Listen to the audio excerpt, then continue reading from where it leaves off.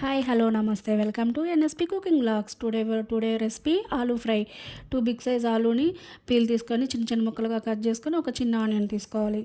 So పొయ్యి మీద కళాయి పెట్టి కళాయిలో కొంచెం ఆయిల్ వేసుకొని హీట్ అయినాక తాలింపు గింజలు కట్ చేసుకున్న ఆలూ ముక్కలు అండ్ ఆనియన్స్ వేసుకొని కళాయి పెట్టుకోవాలి. ఒక 5 మినిట్స్ ఆగినాక కొంచెం చిటికెడు పసుపు అండ్ టేస్ట్కి తగ్గ సాల్ట్ వేసుకొని కళాయి పెట్టుకొని మూత పెట్టుకోవాలి. సిమ్ని లో ఫ్లేమ్లో పెట్టుకొని ఆలూ ఫ్రై చేసుకోవాలి.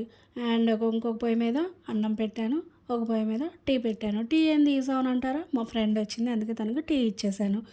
సో ఆలు ఒక పొయ్యి మీద, అన్నం ఒక పొయ్యి మీద, టీ ఒక పొయ్యి మీద, 3 పొయ్యిల మీద 3 పెట్టాను.